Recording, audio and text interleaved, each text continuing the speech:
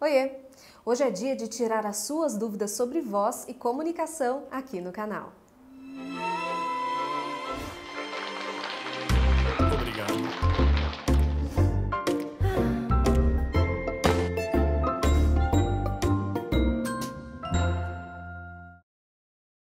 Mais um vídeo do quadro Cá Responde e hoje não temos somente dúvidas sobre voz.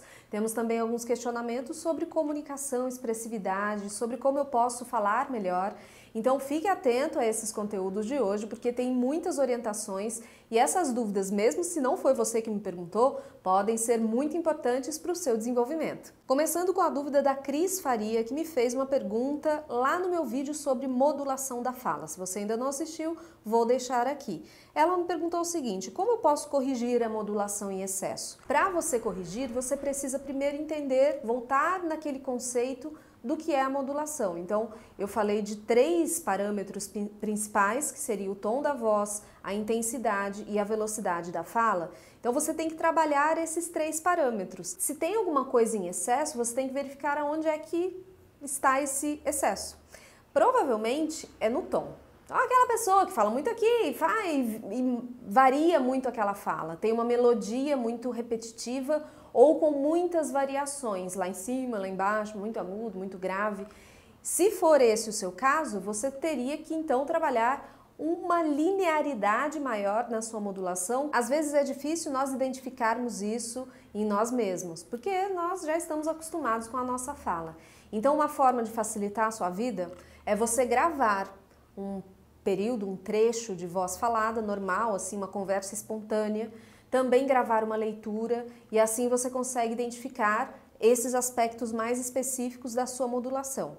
Se ainda assim você não conseguir, mas ainda incomoda alguma coisa na modulação da sua fala, seria interessante então nesse caso você buscar uma ajuda profissional. A próxima pergunta é do Cássio Dias, que me disse o seguinte: o que fazer para a voz não sair fraca no final de uma palavra ou frase?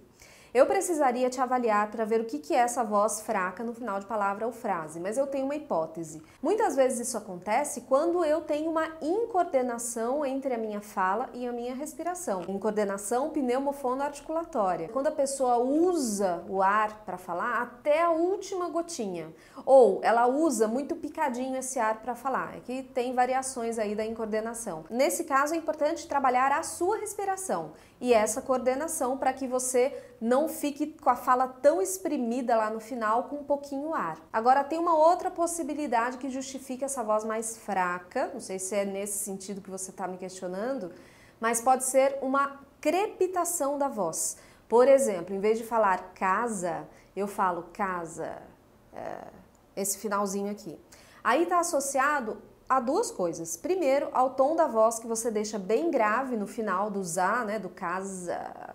E também uma ressonância mais baixa. Então, para você evitar isso, tentar deixar a sua voz nessa região aqui, na ressonância mais alta, até o finalzinho da palavra. Se você vai falar paralelepípedo, você vai manter toda a sua emissão vocal com ressonância alta, em vez de você fazer paralelepípedo.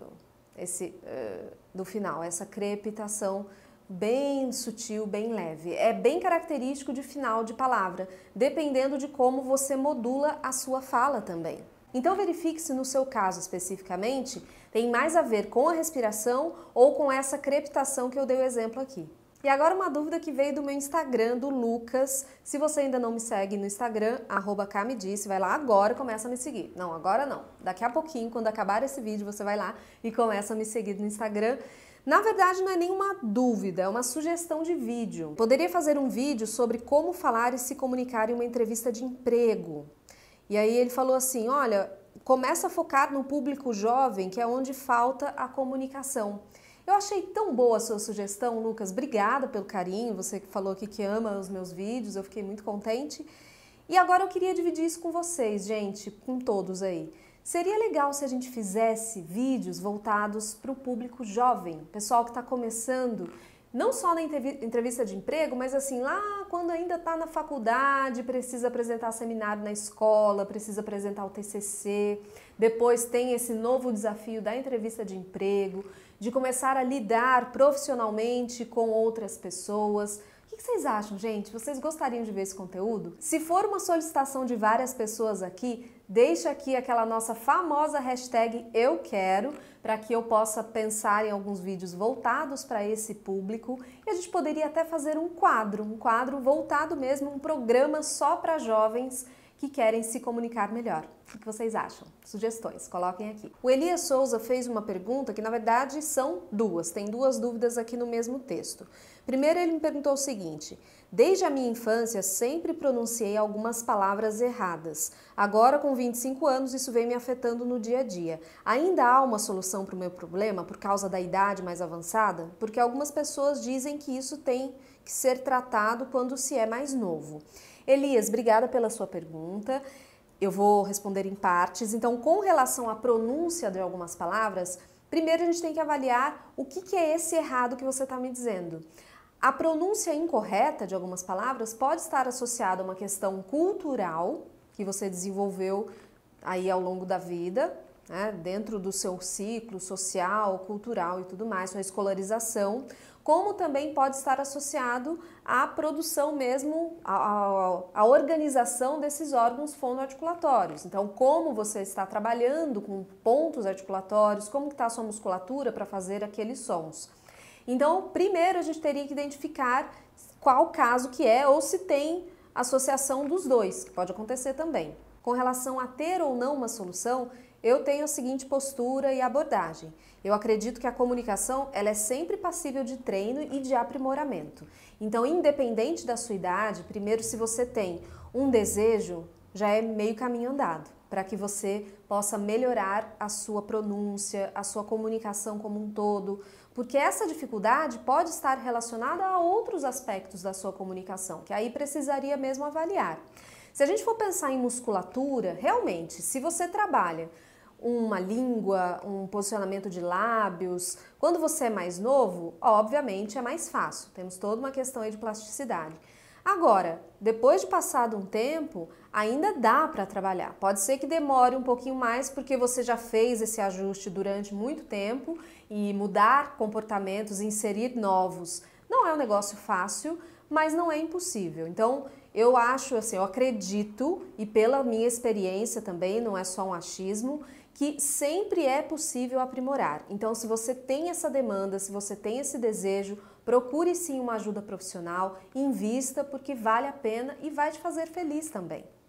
E a sua outra dúvida foi a seguinte: quando eu vou conversar com outras pessoas, minha voz parece que não sai.